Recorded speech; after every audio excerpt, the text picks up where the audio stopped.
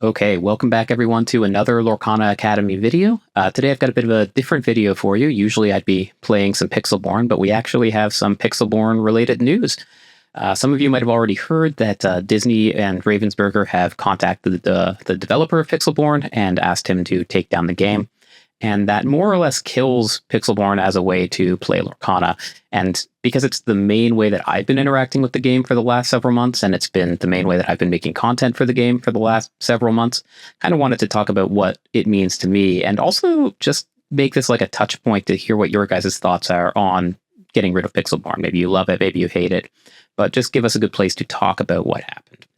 Now, before we get into anything else, I have to emphasize that Disney is just protecting their intellectual property here. That's their right. They're definitely allowed to do it. I just want to talk about what this means for the game. I have some ideas and some thoughts about that I need to get off my chest. And so you guys, if you choose to stick around, are going to be my soapbox for that, or my sounding board for that. But I guess first we should talk about what happened. So for those of you who don't know, Pixelborn is a community-made digital client for playing Lorcana online with other people. It's not just like a tabletop simulator kind of thing. It had a rules engine built in, and you could play with other people, get paired with other people, and compete online. And the code for that game was mostly done by a single person by the name of Pavel Kolov.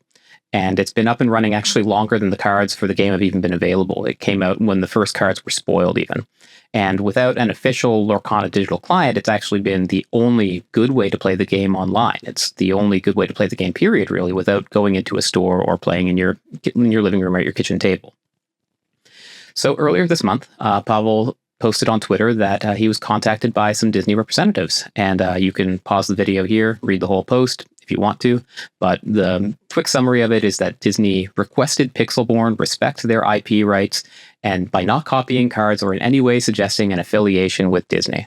And he has been saying from the beginning, from the first time he posted Pixelborn content, that if this ever happened, he wouldn't resist. And he's not. He's going to take the game down effective June 16th, 2024, maybe earlier.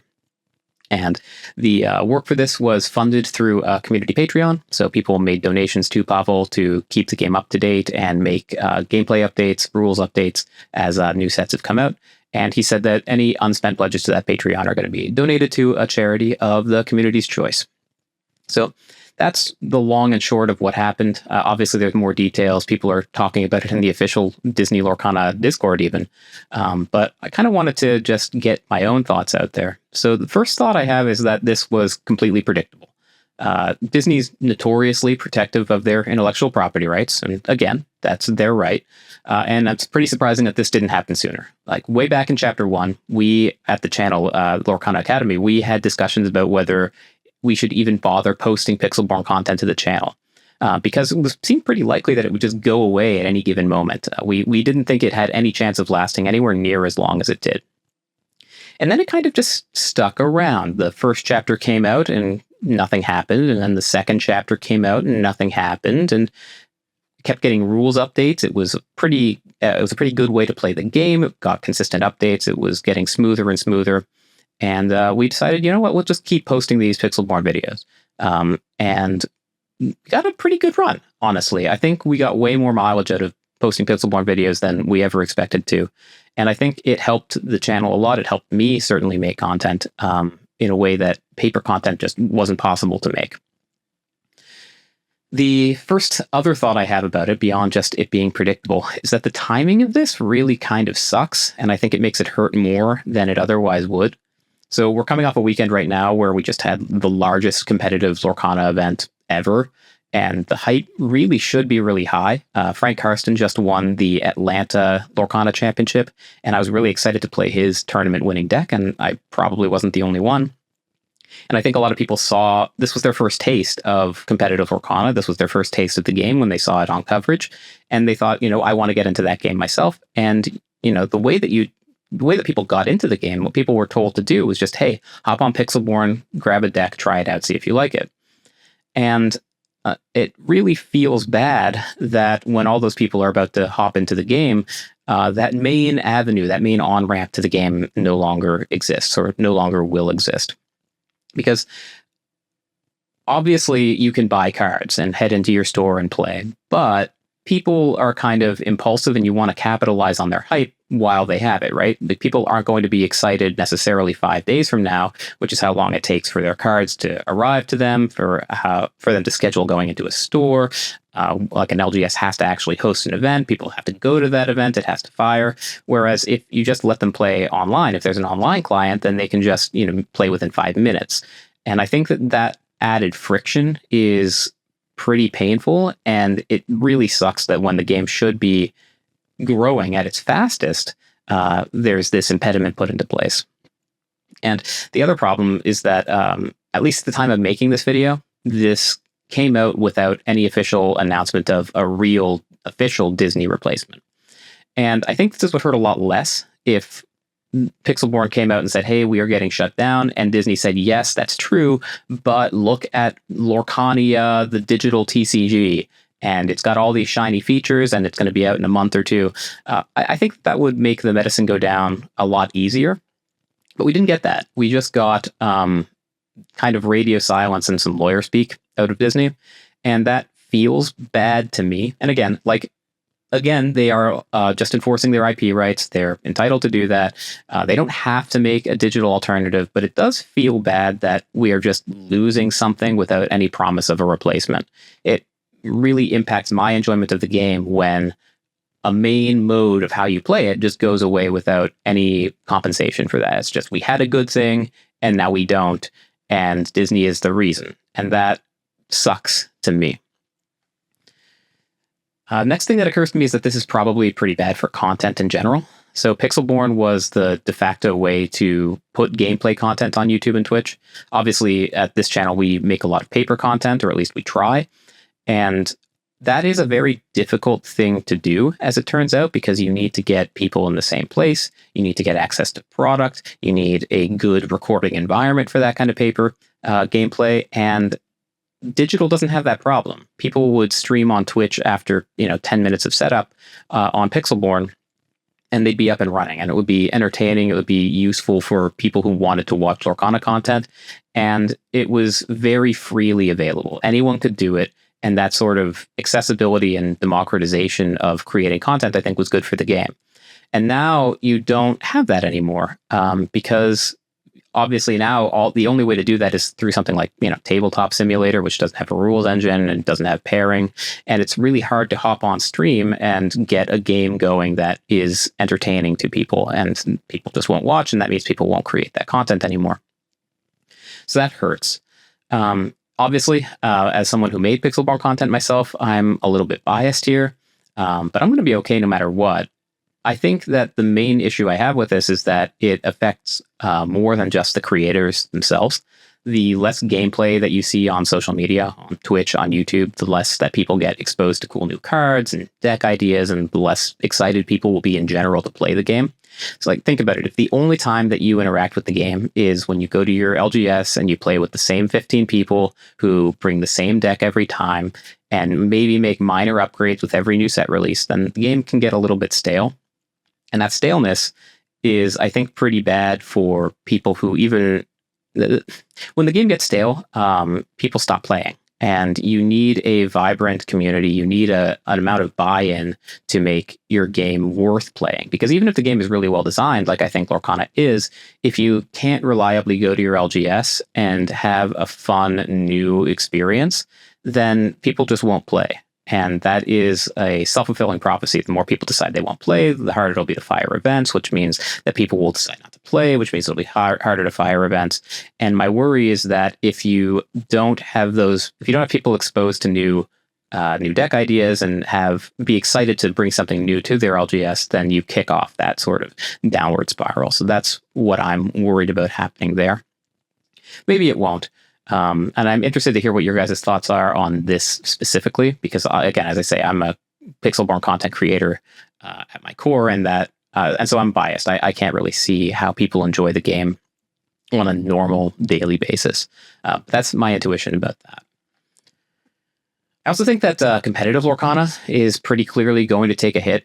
So if you look at the statistics that they published in the Pixelborn Discord server, literally hundreds of thousands of games were played on the client. And when a new set comes out, people will, like, when you have tens of thousands of games, the meta gets solved that much faster. You find out what the good cards are, what the bad cards are, what the good archetypes are, and you can know that if you buy that deck, a deck of a particular archetype, you can practice with it online as often as you feel you need to, and then you can take that deck to your LGS or wherever the tournament's being held and not get blasted out the front door every single round because someone else had a way better deck than you. It adds an element of predictability to paper competitive play that you lose if there's no online client anymore. And, we see that with Magic.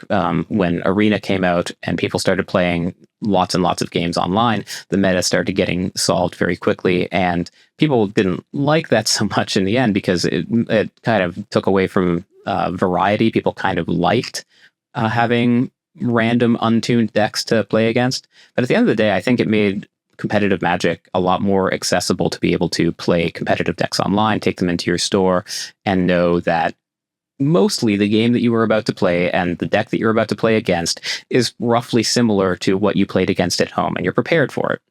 And that makes it easier to decide to go out to a store and play. And I worry that we're about to lose that. I also incidentally worry, as far as competitive is concerned, that when you have less data about games being played online, then it becomes harder for designers to make decisions about card designs in the future. So if there is a card that is very, very overpowered and needs to be banned, and you just don't have the data to show that, hey, whenever someone plays Bucky in a deck, it becomes, they're more than like 75% to win no matter what you play against, say, just making up random numbers, then maybe that card needs to be banned. And if you don't have the data to act on that decision, then the card stays out there. And like the handful of people who have those decks built just keep beating up on everyone else with no official action being taken. And so I worry that eventually, as you print more and more cards, you're going to get a competitive metagame that's in a bad state and is less fun to play overall. So those have mostly been my concerns so far. On a more optimistic note, I do think that Lorcana is not going anywhere. The game is still well designed. Players already loved playing the game, even without knowing the Pixelborn existed. People love collecting the cards, playing with their families, playing casually at their LGS. And, maybe the game will even get more accessible for those people, because if competitive Lorcana dies down and there's not as much demand to get the paper cards to play in tournaments, those staples, the really good cards, might get cheaper and easier to find. It might be easier for casual players to build their deck. And I do think a lot of people will just continue enjoying the game the way they always have, and they won't notice this happened at all. But yeah, most of all, I think the last thing is just that I am personally kind of sad about this. So regardless of whether you think I'm right or wrong about anything that I just said, and I do want to hear if you think I'm right or wrong about anything I just said, this does kind of cut at the core of how I enjoyed Lorcana. When I play TCGs and CCGs, I really like being able to spin up games online, practice. I'm a competitive person, and I want to make sure that when I do take a deck to an event, that I am prepared to play it. And it's also just hard for me. It doesn't seem like it a lot of the time, but I am an adult, and it's hard for me to make the time to go into stores to play the game as often as I would like to. And I think that takes away a lot of the appeal of the game to me, because if the only way that I can reasonably expect to play the game is if I go into an LGS, which I can maybe do if I'm very lucky once a week, but more likely once a month or less, then that becomes, then all of a sudden, no matter how good the game is, the less appealing it becomes to me to play it and try to pay attention. And that's as someone who has part of a Lorcana YouTube channel. I think that maybe a lot of people also feel a similar sort of sadness to me, and also don't have the attachment to the game and are going to be able to move on. A lot of good TCGs out there. And maybe tomorrow Disney announces an official client, like I said, and I'll be thrilled. I'll be jumping up and down about all the features that it brings. But until then, it's hard for me not to just feel kind of disappointed and like something of value was lost here. So I think that's about it for this video. I don't think I have much else to say. I'm sure that once people start commenting, I'll think, oh, I should have said this, or I should have said that. But I will make up for that by replying to you guys. And I really do want to hear what you think, and what you think Disney should do or have done going forward. And yeah, it seems like, at least for now, the only way to play the game is going to be with paper Lorcana cards. And obviously, if you want to find those, there's no better place to do that than our sponsor, Coolstuffinc.com. You can go ahead and head on over there to buy any singles that you need for your brews. And use the code Academy at the checkout for 5% off your order. Lets them know that we sent you. It keeps supporting the channel. And yeah. Let me know what you guys think in the comments before. That's it for this one. I will see you next time at the Lorcana Academy.